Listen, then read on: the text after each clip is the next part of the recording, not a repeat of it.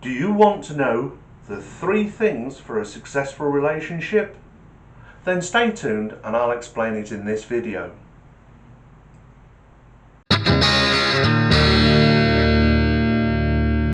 Hi, my name's Andy and this is the Q4 channel and I'm talking from the shed. So, do you want to know the 3 things that you really need in a relationship for it to be successful? Well, of course you do. Well, I shall tell you, but first, if you haven't already subscribed, please hit the subscribe button, give a little tickle to the bell icon, that way you'll get notification every time I put new content out there. So, what are the 3 things you need for a successful relationship? This is a tripod. It's used throughout many industries and has been used for thousands of years. But why? The reason being is it's the most stable way of standing something. It doesn't matter how uneven the ground is, it will always find level. If I adjust the legs, it will still stand and it will still be solid. This is used in the building industry, the movie industry, it's used for lighting, it's used for many things. Now imagine each of these legs is part of your relationship and what you need. So one leg is love. One leg is trust. And one leg is respect. If you have those 3 things in your relationship, you both give love, respect and trust, and you both receive love, respect and trust, your relationship is rock solid.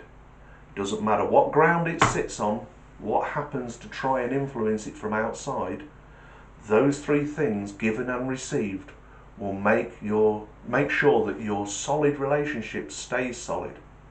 Outside influences may be money worries, job issues, the economy, it might be bereavement, illness. All of those things are the rocky ground that tripod of your relationship sits on.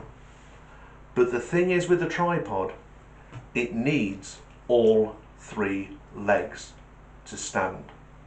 You take one of those away and the tripod no longer stands.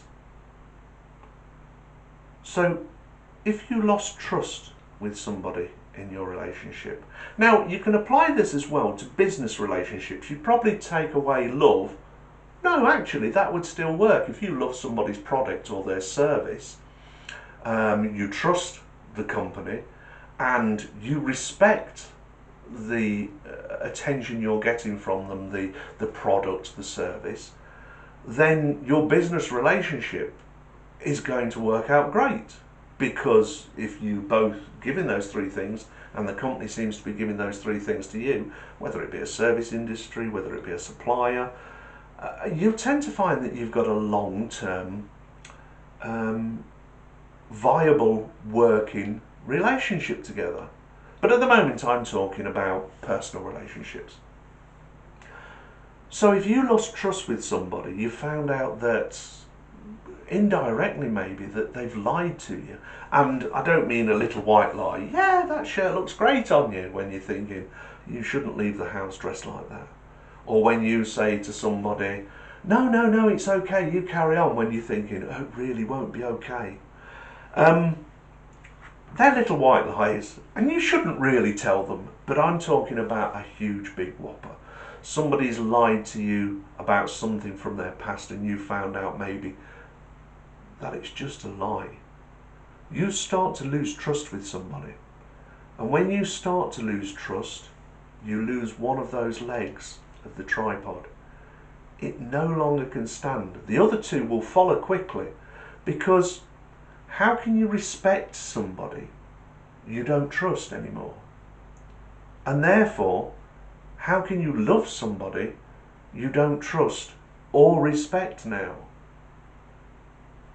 Tricky, isn't it? Let's look at the other thing. Let's look at respect. Maybe you lose respect with somebody. Maybe you start, I don't know, taking them for granted, or they start taking you for granted, and therefore you start losing respect for them. Well, once you've lost respect for them, how can you love somebody you don't respect? And how would you trust somebody you don't respect? Again, think of this in business terms. If you've got a company and your main supplier, you don't respect them, how can you carry on trusting that they're not going to rip you off? And maybe you stop loving their product. Maybe there's a competitor that's got as good a product and you respect that product more. See? It can work for all parts of your relationship. Also, it can work with the relationship you have with your friends. Have you ever ripped off a friend that you respected? I bet you haven't. I mean, you probably sat there saying, I've never ripped anybody off.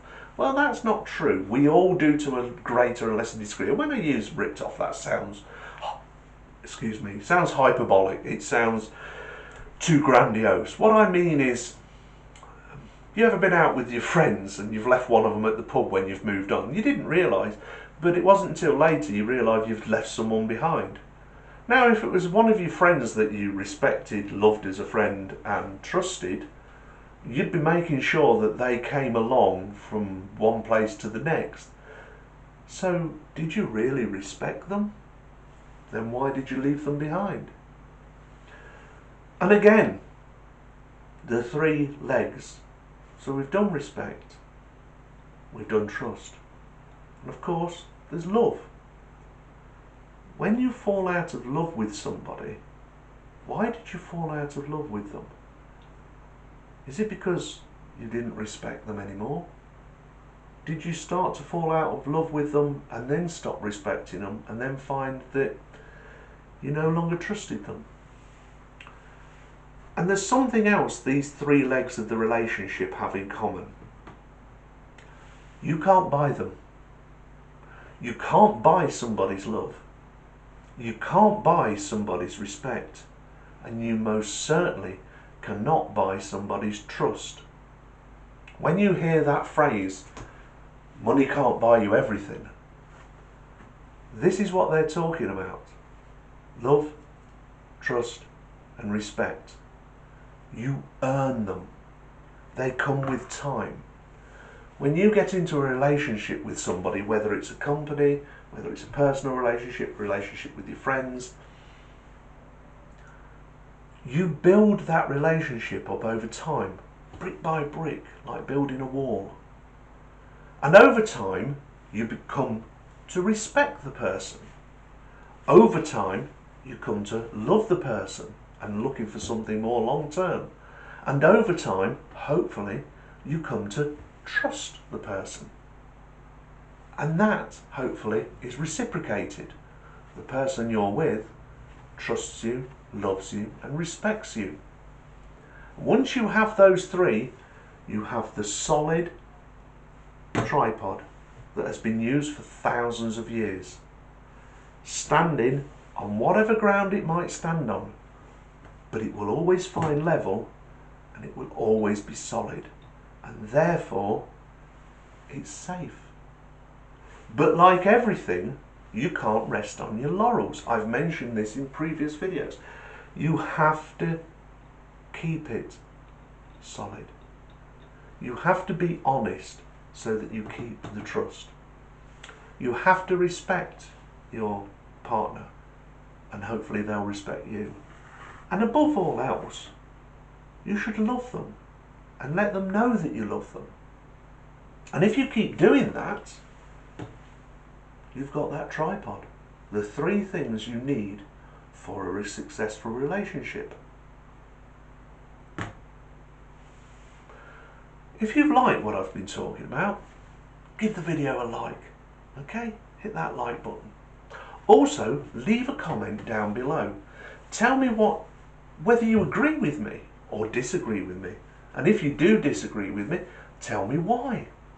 If you agree with me, or maybe look back at a relationship that didn't work and tell me, which was it that it didn't work? Did you stop loving them first, or respecting them first, or you just didn't trust them?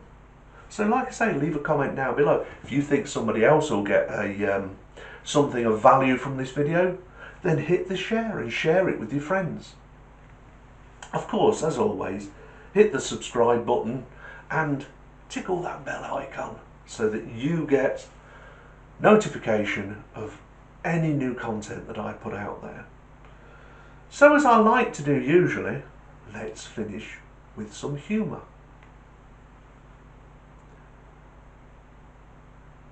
There's 3 dogs in the reception of a veterinarian's.